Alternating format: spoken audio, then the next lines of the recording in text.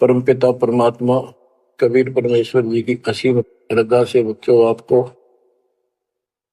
अमर कथा सच्चा ज्ञान सुनने को मिल रहा है।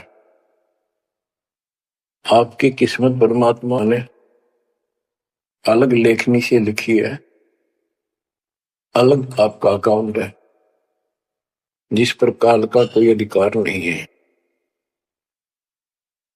बच्चों,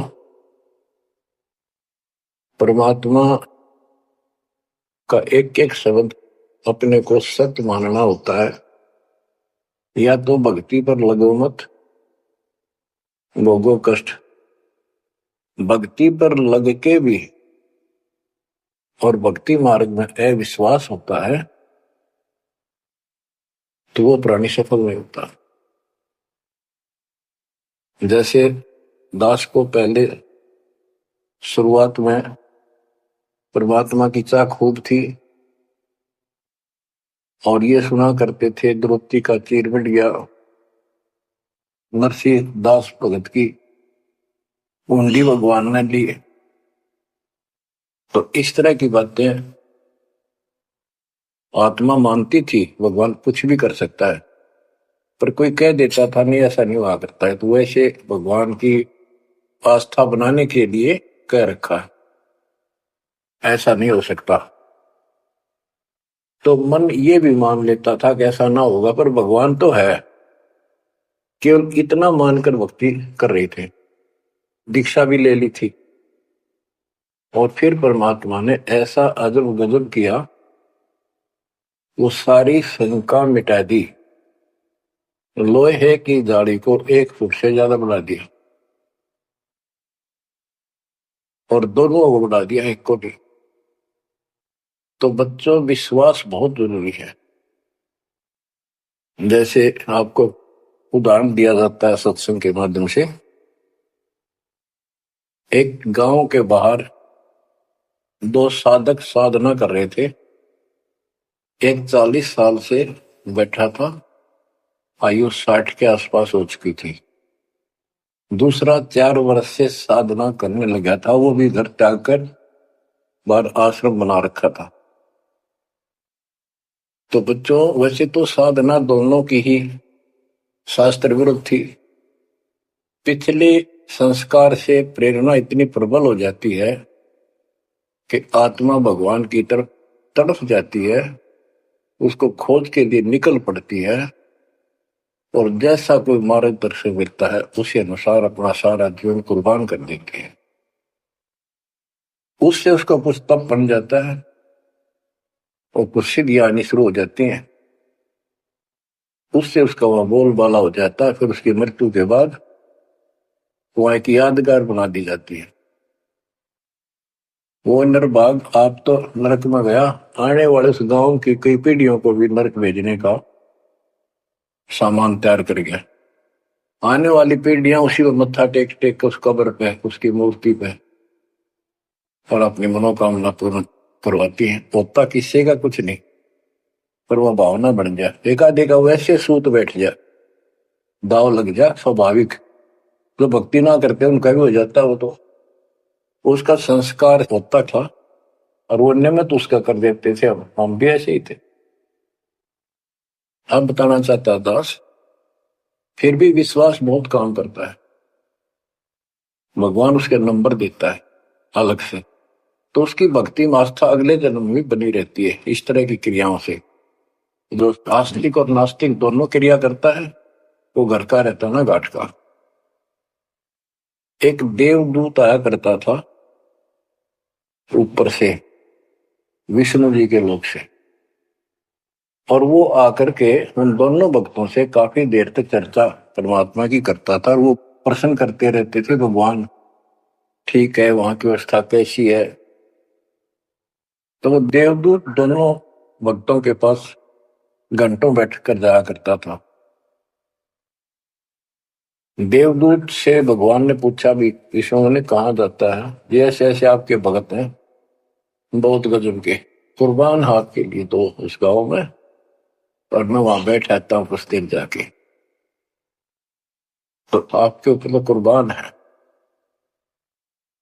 तो विष्णु जी बोले फिर मैं भगत तो एक है, एक तो वैसे टाइम पास कर रहा है। देवदूत बोला जी वो होगा जो 40 साल से आपके लिए कुर्बान घर छोड़ के आया। तो भगवान बोले ना, दूसरा जो 4 साल से बैठा है वो भगत है, उसको मुझ पर विश्वास है और बड़े को विश्वास नहीं है।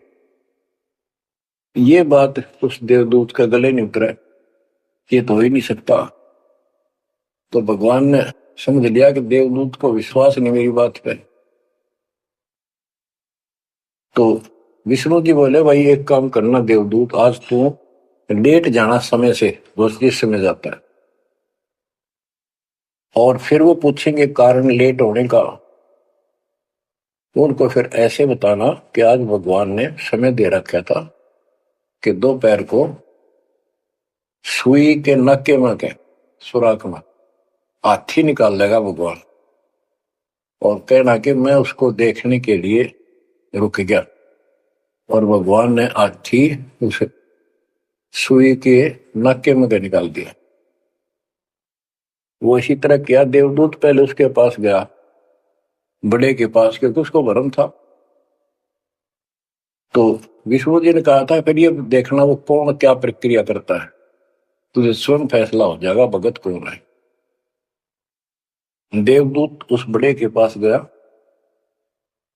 उसने भी ये जाते कारण पूछा कि क्या बात, देवता से लेट हो गए, आपकी बहुत इंतजार थी और आपके साथ बैठकर भगवान की चर्चा करते थे, अच्छा समय व्यतीत होता था, क्या बात होगी, क्या कारण हो गया, लेट हो आप आज। देवदूत ने वही बताया कि आज दोपहर को भगवान ने एक लीला करनी थी, वो देख कर आया। तो भगत बोला क्या लीला की, कि कमाल कर दिया भाई, हद कर दी। भगवान ने एक हाथी को सुई के नक्के में निकाल दिया, इसको देख कर आया मैंने, इसको देखने के लिए रुका था। भगत बोला 40 साल वाला देवदूत देवता इसी झूठ बोल किसी का जत जा, ये कभी हो सकता है, सुई के नक्के में का हाथी निकल जा, क्यों झूठ बोल रहा है, देवता होकर ऐसी बात कर रहा है। तो उस देवदूत के होश उठ गए, उसके सारे अनुभव फेल हो गया। तो भगवान ठीक है कहते तो कति डांगर है, जब इसको इतना विश्वास नहीं भगवान कुछ नहीं कर सकता, तेरे जैसा घसियारा है, फिर भक्ति क्यों कर रहा है। देवदूत उठकर चल पड़ा, फिर वो 4 साल वाले के पास गया। उसने सोचा यू तो हमारा धमका दे मेरे को, गुस्से होएगा, इसको तो ज्ञान ही कुछ नहीं होगा अभी तक।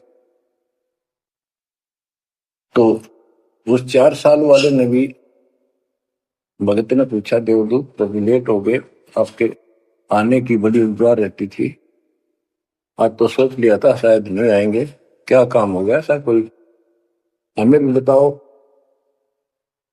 देवदूत बोला भाई क्या बताऊं, झूठ में कह नहीं सकता और सच्ची की शेखर गला उतरती नहीं। भगत बोला बताओ तो सही क्या बात है। क्या दोपहर को भगवान ने एक लीला करनी थी, मैं उसको देखने के लिए रुक गया। क्या लीला थी। देवदूत बोला सुई के नक्के में क्या भगवान ने हाथी निकालना था। भगत बोला फिर क्या हो गया, कि वो निकाल दिया, कमाल कर दिया। बोला बस भगवान निकाल दे सारी पृथ्वी ने, धरती ने सुई के नक्के में गया, आप हाथी में आश्चर्य कर रहे हो। तो देवदूत ने सीने से लगा दिया उस बालक को, तो बोला धन्य तेरे माता पिता जिससे जन्म हुआ है। भक्ति कर विश्वास नहीं तो खाक भक्ति है वो। कह कबीर सुनो भी साधो मैं तो हूं विश्वास में। तो अपने परमात्मा की लीला पर अविश्वास नहीं होना चाहिए, और ये धीरे धीरे आपके साथ भी परमात्मा ऐसी लीला करते रहेंगे और कर भी दी होगी, और ना भी हो तो इतने सारे प्रमाण दिए जाते हैं, विश्वास कर लेना, परमात्मा की भक्ति से दूर ना होना।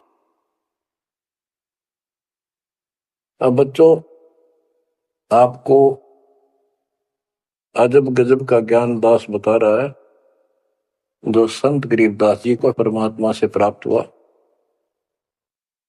और ऐसा निर्णायक ज्ञान है, इसका रिजल्ट इस पूरी कथा का फिर बाद में आपको बहुत अच्छा निष्कर्ष मिलेगा।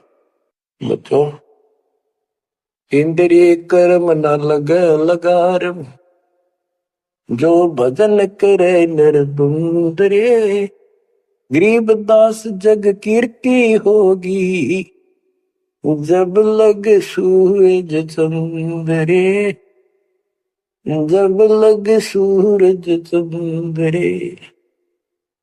बच्चों, आने वाली पीढ़ियां आपको भी याद करा करेंगी, जब तक चांद सूरज रहेंगे आपका नाम रहेगा कि हमारे कौन माता पिता, कौन दादा परदादा दादी इसे अमृत ज्ञान को हमारे कुल में लाए थे। आने वाली पीढ़ियों के उद्धार के लिए तुम जिम्मेवार हो, कुर्बान हो जाओ। परमात्मा आपको मोक्ष दे, सदा सुखी रखे। सत साई।